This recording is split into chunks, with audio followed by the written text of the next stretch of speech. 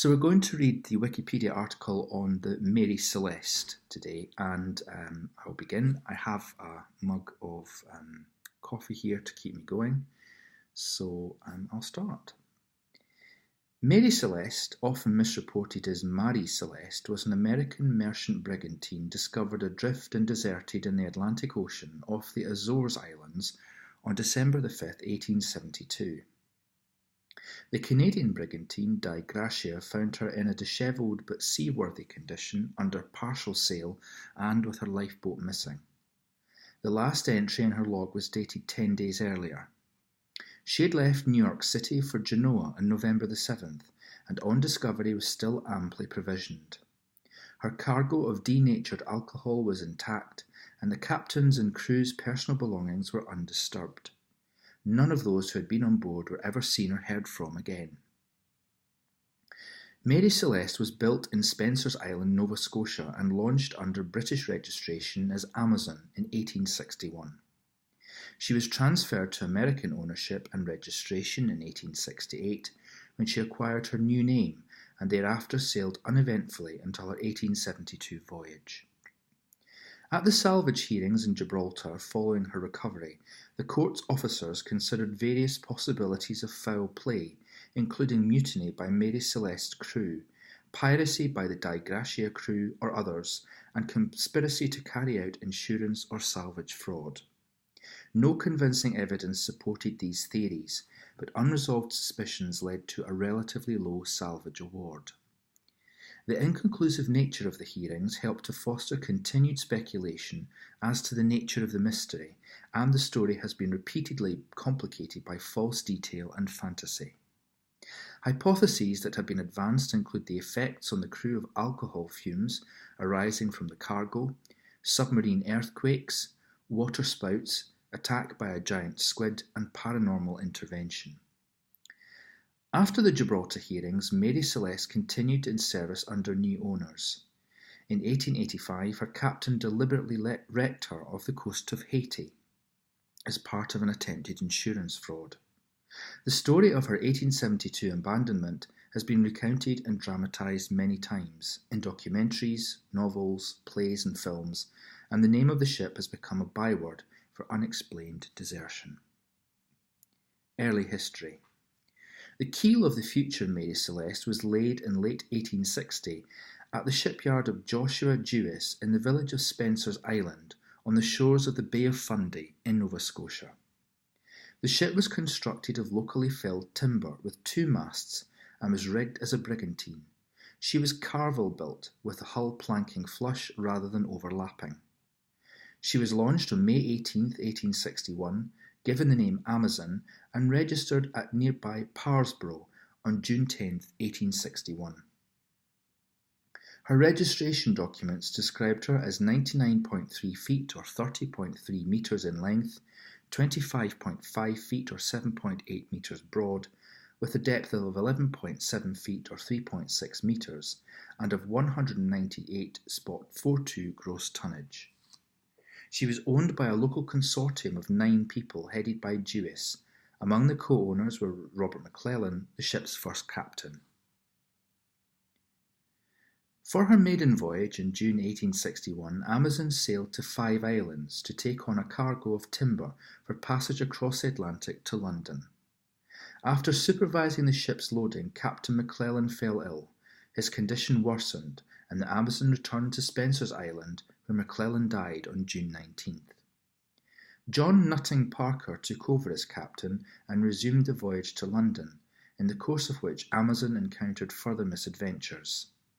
She collided with fishing equipment in the narrows off Eastport, Maine, and after leaving London, ran into and sank a brig in the English Channel. Parker remained in command for 2 years, during which Amazon worked mainly in the West Indies trade. She crossed the Atlantic to France in November 1861, and in Marseille was the subject of a painting, possibly by Honoré de Pellegrin, a well-known maritime artist of the Marseille school. In 1863, Parker was succeeded by William Thompson, who remained in command until 1867. These were quiet years.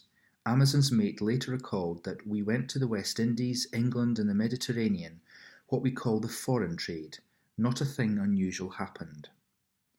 In October 1867 at Cape Breton Island, Amazon was driven ashore in a storm and was so badly damaged that her owners abandoned her as a wreck. On October the 15th, she was acquired as a derelict by Alexander McBean of Glace Bay, Nova Scotia. New owners and new name. Within a month, McBean sold the wreck to a local businessman who, in November 1868, sold it to Richard W. Haynes, an American mariner from New York. Haynes paid $1,750 for the wreck and then spent $8,825 restoring it. He made himself captain and, in December 1868, registered her with the Collector of Customs in New York as an American vessel under a new name, the Mary Celeste. In October 1869, the ship was seized by Haynes's creditors and sold to a New York consortium headed by James H. Winchester. During the next 3 years, the composition of this consortium changed several times, although Winchester retained at least a half share throughout. There is no record of Mary Celeste's trading activities during this period. Early in 1872, the ship underwent a major refit, costing $10,000, which enlarged her considerably. Her length was increased to 103 feet or 31 metres, her breadth to 25.7 feet or 7.8 metres, and her depth to 16.2 feet or 4.9 metres. Among the structural changes, a second deck was added. An inspector's report refers to extensions to the poop deck, new transoms, and the replacement of many timbers. The work increased the ship's tonnage to 282.28. On October the 29th, 1872, the consortium was made up of Winchester with 6/12 and two minor investors with 1/12 apiece, with the remaining 4/12 held by the ship's new captain, Benjamin Spooner Briggs. Benjamin Briggs was born in Wareham, Massachusetts on April the 24th, 1835, one of 5 sons of Sea Captain Nathan Briggs. All but one of the sons went to sea, 2 becoming captains. Benjamin was an observant Christian who read the Bible regularly and often bore witness to his faith at prayer meetings. In 1862 he married his cousin Sarah Elizabeth Cobb and enjoyed a Mediterranean honeymoon on board his schooner Forest King. 2 children were born, a son Arthur in September 1865 and daughter Sophia Matilda in October 1870. By the time of Sophia's birth, Briggs had achieved a high standing within his profession. Nevertheless, he considered retiring from the sea to go into business with his seafaring brother Oliver, who had also grown tired of the wandering life. They did not proceed with this project, but instead each invested his savings in a share of a ship, Oliver in Julia A. Hallock and Benjamin in Mary Celeste. In October 1872, Benjamin took command of Mary Celeste for her first voyage following her extensive New York refit, which was to take her to Genoa in Italy. He arranged for his wife and infant daughter to accompany him, while his school-age son was left at home with his grandmother. Briggs chose the crew for his voyage with care. First mate Albert G. Richardson was married to a niece of Winchester and had sailed under Briggs before. Second mate Andrew Gilling, aged about 25, was Danish in origin although born in New York. The steward, newly married Edward William Head, was signed on with a personal recommendation from Winchester. The 4 general seamen were all Germans from the Frisian Islands, the brothers Folkert and Bose Lorentzen, Arian Martens and Gottlieb Gutschad. A later testimonial described them as peaceable and first-class sailors. In a letter to his mother shortly before the voyage, Briggs declared himself eminently satisfied with the ship and crew. Sarah Briggs informed her mother that the crew appeared to be quietly capable, if they continue as if they had begun. Abandonment. On October the 20th, 1872, Briggs arrived at Pier 50 on the East River, New York City, to supervise the loading of the ship's cargo for Genoa. 1,701 barrels of poisonous denatured alcohol. A week later, Briggs was joined by his wife and baby daughter. On Sunday, November the 3rd, Briggs wrote to his mother telling her that he intended to leave on Tuesday, adding that, "Our vessel is in beautiful trim, and I hope that we shall have a fine passage." On Tuesday morning, November the 5th, Mary Celeste left Pier 50 with Briggs, his wife and daughter, and 8 crew members and moved into New York Harbour. The weather was uncertain, and Briggs decided to wait for better conditions. He anchored the ship just off Staten Island, where Sarah used the delay to send a final letter to her mother-in-law, in which she wrote, "Tell Arthur I make great dependence on the letters I shall get from him, and will try to remember anything that happens on the voyage which he would be pleased to hear." On November the 7th, when the weather eased, Mary Celeste left the harbour and went out into the Atlantic Ocean. While Mary Celeste prepared to sail, another brigantine, the Canadian Di Gracia, lay in nearby Hoboken, New Jersey, awaiting a cargo of petroleum destined for Genoa via Gibraltar. Her captain David Morehouse and his first mate Oliver Devoe were Nova Scotians, both highly experienced and respected seamen. As captains with common interests, it is likely that Morehouse and Briggs knew each other, if only casually. Some accounts assert that they were close friends who, on the evening before Mary Celeste's departure, dined together, but the evidence for this is limited to a recollection by Morehouse's widow 50 years after the event. Di Gracia departed for Gibraltar on November the 15th, 8 days after Mary Celeste, following the same general route. Di Gracia had reached a position of 38 degrees 20 minutes north, 17 degrees 15 minutes west, midway between the Azores and the coast of Portugal, about 1 p.m. on Wednesday, December the 4th, 1872. As Captain Morehouse came on deck, the helmsman reported a vessel about 6 miles or 9.7 kilometres distant, heading unsteadily towards Di Gracia. The ship's erratic movements and the odd set on her sails led Morehouse to suspect that something was wrong. As the vessels drew close, he could see nobody on deck, and he received no reply to his signals, so he sent Devoe and second mate John Wright in a ship's boat to investigate.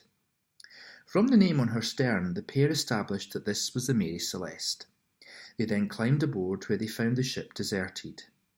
The sails, partly set, were in a poor condition, some missing altogether, and much of the rigging was damaged, with ropes hanging loosely over the sides. The main hatch cover was secure, but the fore and the lazarette hatches were open, their covers beside them on the deck.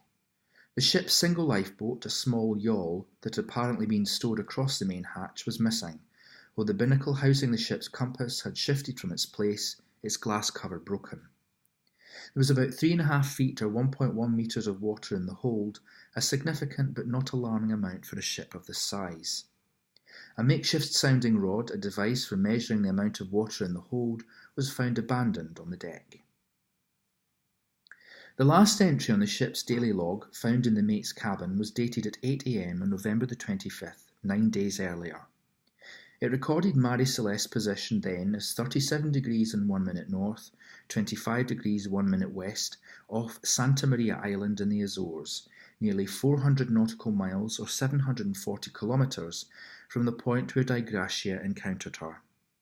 Devoe saw that the cabin interiors were wet and untidy from water that had entered through doorways and skylights, but were otherwise in reasonable order. In Briggs's cabin, Devoe found personal items scattered about, including a sheathed sword under the bed, but most of the ship's papers were missing, together with the captain's navigational instruments. Galley equipment was neatly stowed away. There was no food prepared or under preparation, but there were ample provisions in the stores. There were no obvious signs of fire or violence. The evidence indicated an orderly departure from the ship by means of the missing lifeboat. Devoe returned to report these findings to Morehouse, who decided to bring the derelict into Gibraltar, 600 nautical miles or 1,100 kilometres away. Under maritime law, a salvor could expect a substantial share of the combined value of rescued vessel and cargo, the exact award depending on the degree of danger inherent in the salvaging. Morehouse divided Di Gracia's crew of 8 between the two vessels, sending Deveau and 2 experienced seamen to Mary Celeste, while he and 4 others remained on Di Gracia. The weather was relatively calm for most of the way to Gibraltar, but with each ship seriously undermanned, progress was slow. Di Gracia reached Gibraltar on December 12, 1872, and Mary Celeste, which had encountered fog, arrived on the following morning. She was immediately impounded by the Vice-Admiralty Court, preparatory to salvage hearings. Deveau wrote to his wife that the ordeal of bringing the ship in was such that I can hardly tell what I am made of, but I do not care so long as I got in safe. I shall be well paid for Mary Celeste.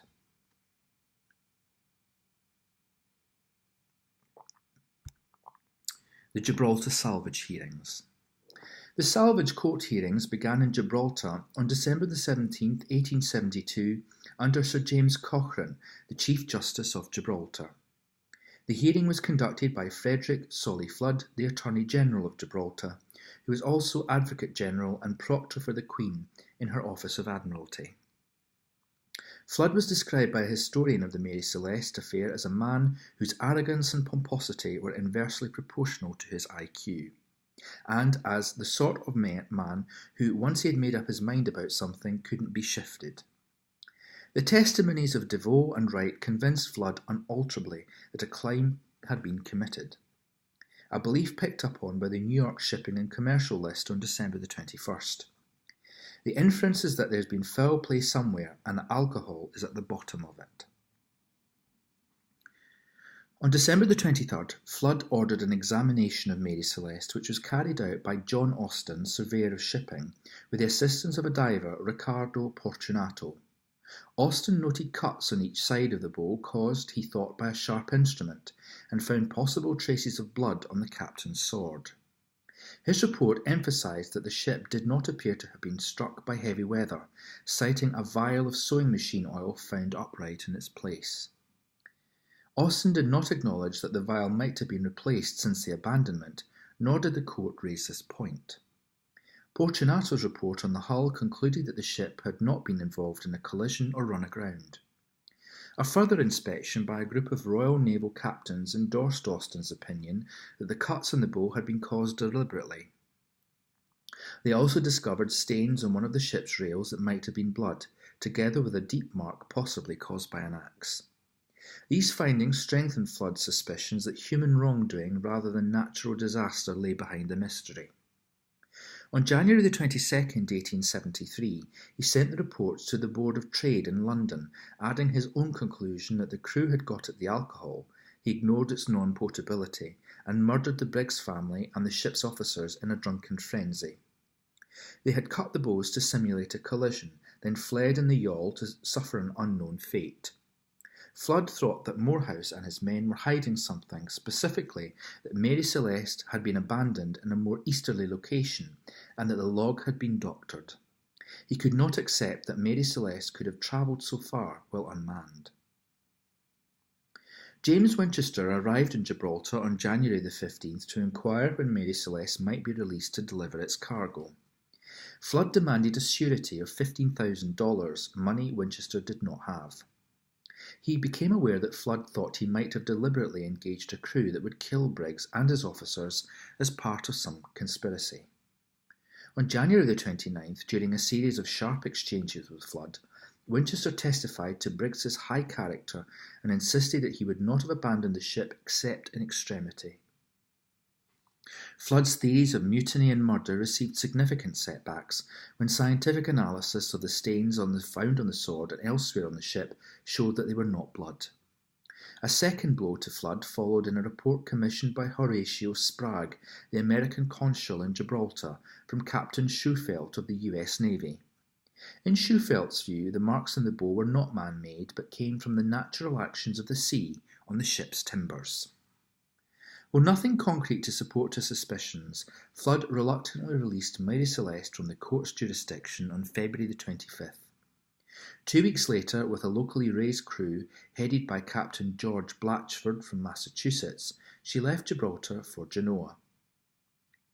The question of the salvage payment was decided on April the 8th, when Cochrane announced the award, £1,700 or about 1/5 of the total value of the ship and cargo. This was far lower than the general expectation. One authority thought that the award should have been twice or even 3 times that amount, given the level of hazard in bringing the derelict into port. Cochrane's final words were harshly critical of Morehouse for his decision, earlier in the hearing, to send Di Gracia under Devoe to deliver its cargo of petroleum, although Morehouse had remained in Gibraltar at the disposal of the court. Cochrane's tone carried an implication of wrongdoing, which, says Hicks, ensured that Morehouse and his crew would be under suspicion in the court of public opinion forever. Proposed solutions.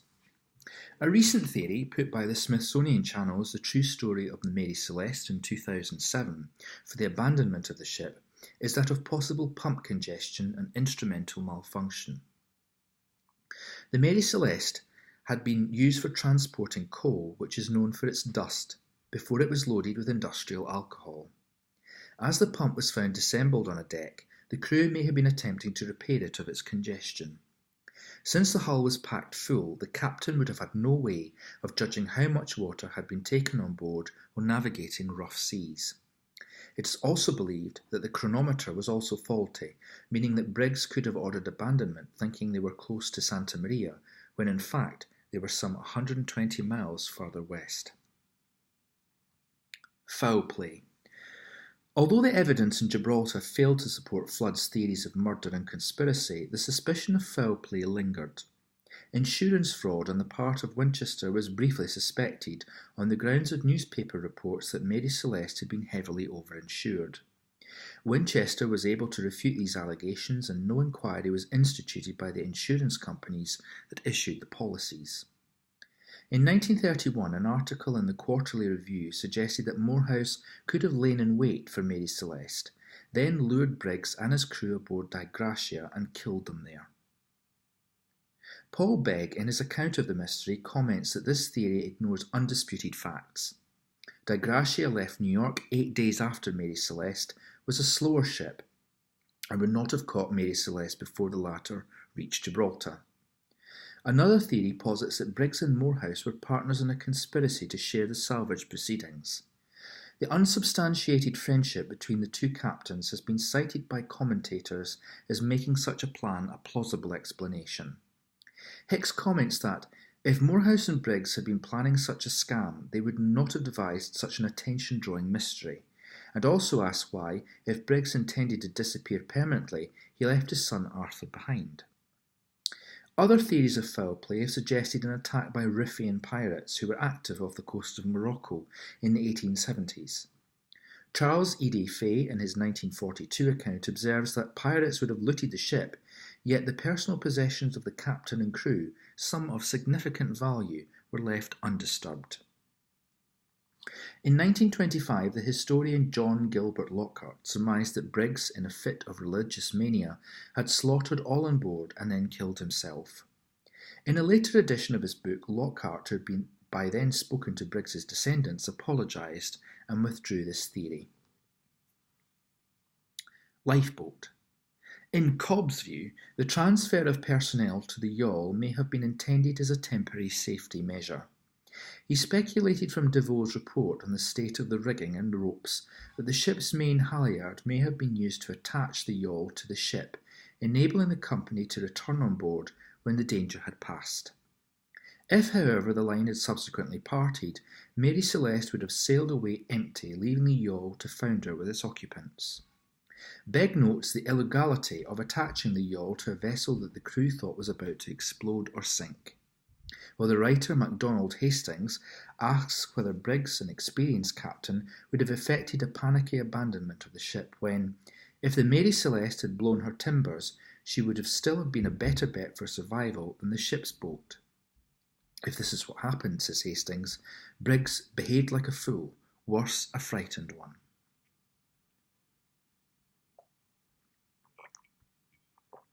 Natural phenomena. Commentators generally agree that to precipitate such a course of action as abandonment of an apparently sound and seaworthy ship, with ample provisions, some extraordinary and alarming circumstance must have arisen. In his evidence to the inquiry, DeVoe ventured an explanation based on the sounding rod found on the derelict's deck. He suggested that Briggs abandoned the ship after a sounding that, because of a malfunction of the pumps or other mishap, had given a false impression that the vessel was taking on water rapidly.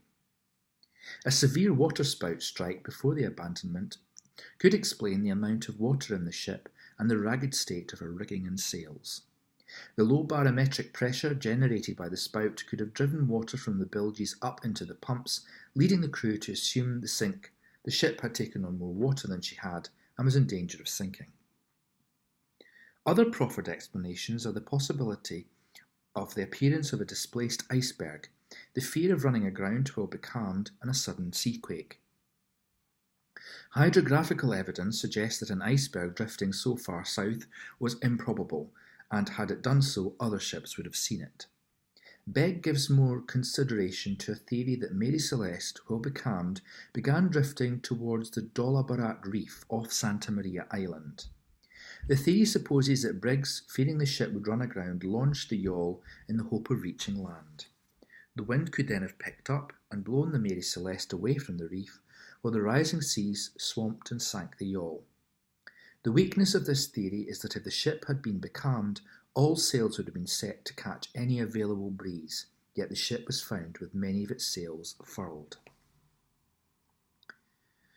An earthquake on the seabed, a seaquake, could have caused sufficient turbulence on the surface to damage parts of Mary Celeste's cargo, thus releasing noxious fumes. Rising fears of an imminent explosion could plausibly have led Briggs to order the ship's abandonment. The displaced hatches suggest that an inspection or an attempted airing had taken place. The New York World of the 24th of January 1886 drew attention to a case where a vessel carrying alcohol had exploded. The same journal's issue of the 9th of February 1913 cited a seepage of alcohol through a few porous barrels as a source of gases that may have caused or threatened an explosion in the Mary Celeste's hold. Briggs's cousin Oliver Cobb was a strong proponent of this theory as providing a sufficiently alarming scenario, rumblings from the hold, the smell of escaping fumes and possibly an explosion for Briggs to have ordered the evacuation of the ship. In his haste to leave the ship before it exploded, Briggs may have failed to properly secure the yawl to the tow line. A sudden breeze could have blown the ship away from the occupants of the yawl, leaving them to succumb to the elements. The lack of damage from an explosion and the generally sound state of the cargo upon discovery tend to weaken this case. In 2006, an experiment was carried out for Channel 5 television by Andrea Sella of University College London, the results of which helped to revive the explosion theory. Sella built a model of the hold with paper cartons representing the barrels.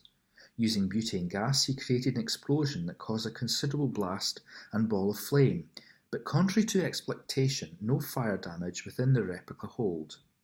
What we created was a pressure wave type of explosion. There was a spectacular wave of flame, but behind it was relatively cool air. No soot was left behind, and there was no burning or scorching.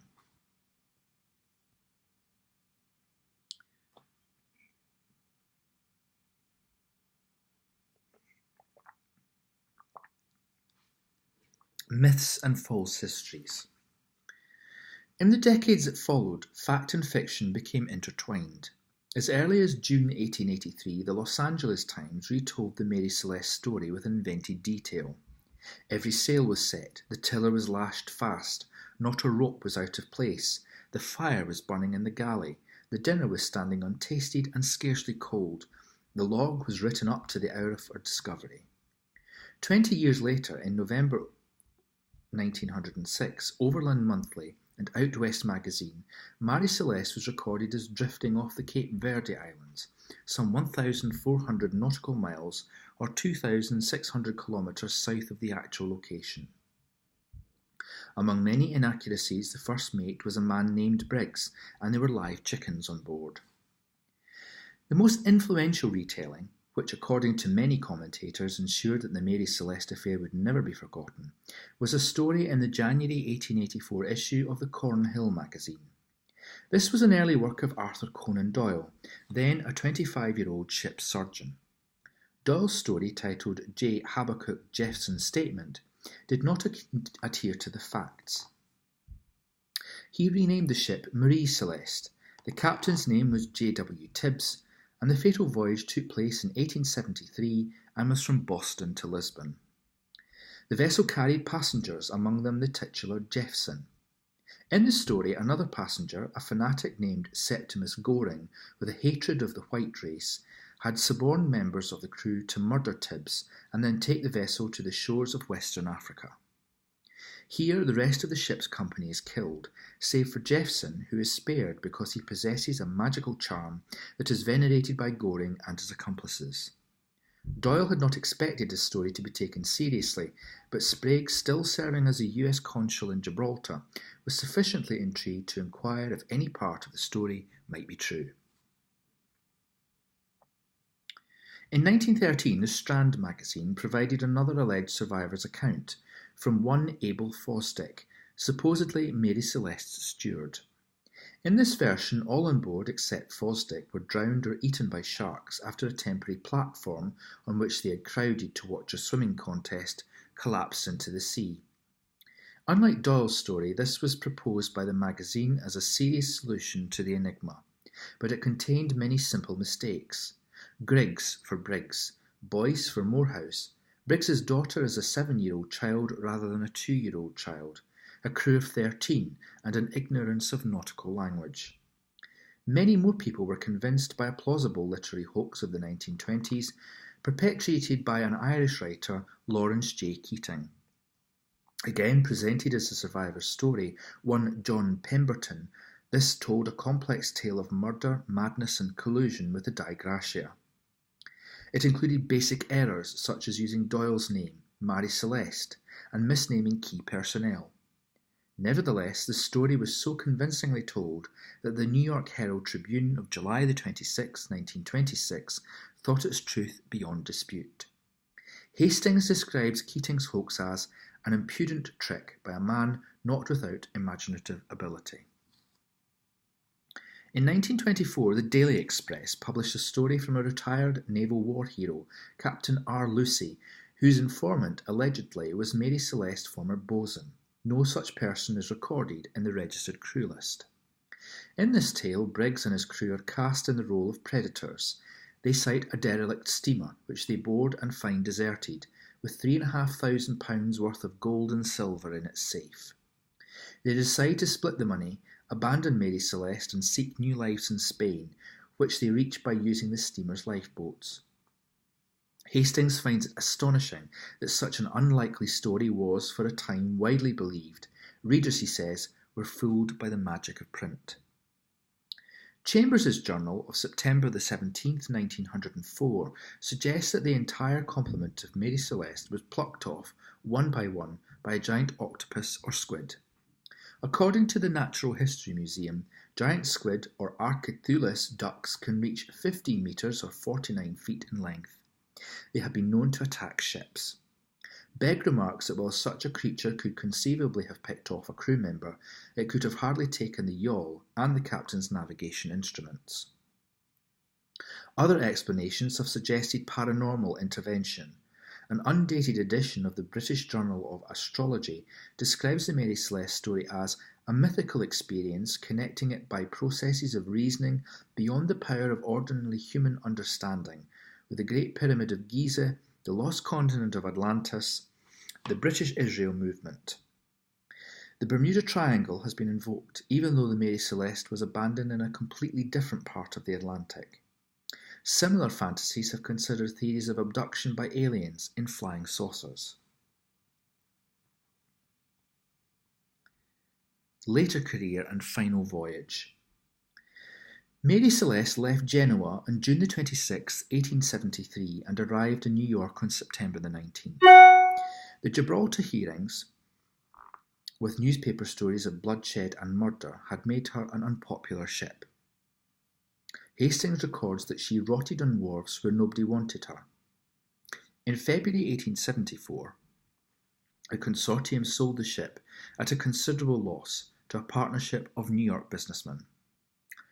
Under this new ownership, Mary Celeste sailed mainly in the West Indian and Indian Ocean routes, regularly losing money.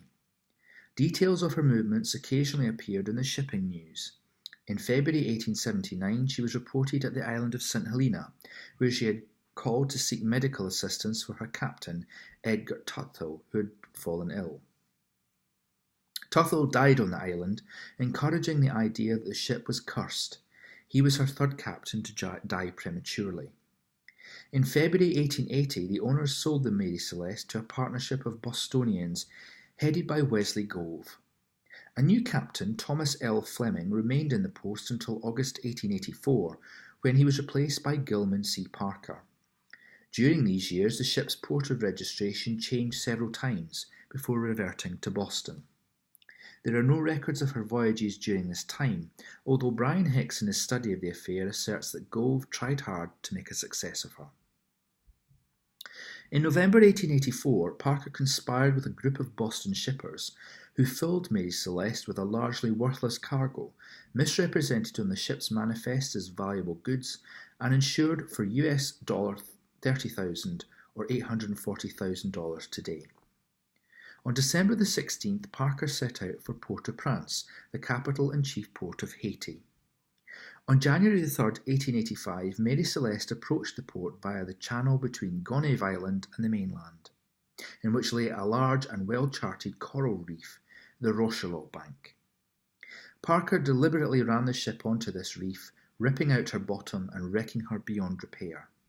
He and the crew then rowed themselves ashore, where Parker sold the salvageable cargo for $500 to the American consul and instituted insurance claims for the alleged value. When the consul reported that what had been brought was almost worthless, the ship's insurers began a thorough investigation, which soon revealed the truth of the overinsured cargo. In July 1885, Parker and the shippers were tried in Boston for conspiracy to commit insurance fraud. Parker was additionally charged with willfully casting away the ship, a crime known as barratry, and at the time carrying the death penalty. The conspiracy case was heard first, but on August the 15th the jury announced that they could not agree on a verdict. Some jurors were unwilling to risk prejudicing Parker's forthcoming capital trial by finding him guilty on the conspiracy charge. Rather than ordering an expensive retrial, the judge negotiated an arrangement whereby the defendants withdrew their insurance claims and repaid all they had received. The barratry charge against Parker was deferred and he was allowed to go free. Nevertheless, his professional reputation was ruined and he died in poverty 3 months later. One of his co-defendants went mad and another committed suicide. Begg observed that if the court of man could not punish these men, the curse that had devilled the ship since her first skipper, Robert McClellan, had died on her maiden voyage could reach beyond the vessel's watery grave and exact its own terrible retribution. In August 2001, an expedition headed by the marine archaeologist and author Clive Cussler announced that they had found the remains of a ship embedded in the Rochelot Reef. Only a few pieces of timber and some metal artefacts could be salvaged, the remainder of the wreckage being lost within the coral. Initial tests on the wood indicated that it was the type extensively used in New York shipyards at the time of the Mary Celeste's 1872 refit, and it seemed the remains of the Mary Celeste had been found.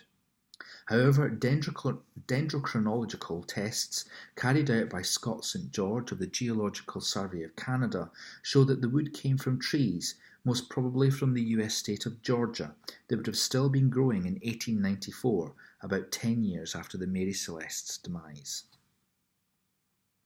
Legacy and commemorations. Mary Celeste was not the first reported case of a ship being found strangely deserted on the high seas. Rupert Gould, a naval officer and investigator of maritime mysteries, lists several such occurrences between 1840 and 1855. Whatever the truth of these stories, it is the Mary Celeste that is remembered. The ship's name, or the misspelt Marie Celeste, has become fixed in people's minds as synonymous with inexplicable desertion. In October 1955, MV Joyita, a 70-ton motor vessel, disappeared in the South Pacific while travelling between Samoa and Tokelau with 25 people on board. The vessel was found a month later deserted and drifting north of Vanua Levu, 600 miles or 970 kilometres from its route. None of those aboard was seen again, and a commission of inquiry failed to establish an explanation. David Wright, the affair's principal historian, has described the case as a classic marine mystery of Mary Celeste proportions. The Mary Celeste story inspired two well-received radio plays in the 1930s by L. Dugard, Peach and Tim Healy respectively, and a stage version of Peach's play in 1949. Several novels have been published, generally offering natural rather than fantastic explanations. In 1935, the British film company Hammer Film Productions issued The Mystery of the Mary Celeste, retitled Phantom Ship for American audiences, starring Bela Lugosi as a deranged sailor. It was not a commercial success, although Begg considered it a period piece well worth watching. A 1938 short film titled The Ship That Died presents dramatisations of a range of theories to explain the abandonment, mutiny, fear of explosion due to alcohol fumes, and the supernatural. The January 24, 1980 episode of the paranormal investigation television series In Search Of focused on the mystery. Reference is made to the ship in the second season of the BBC TV science fiction series Doctor Who. In the episode Flight Through Eternity of 1965, the Doctor's time machine, TARDIS, materialises on the Mary Celeste.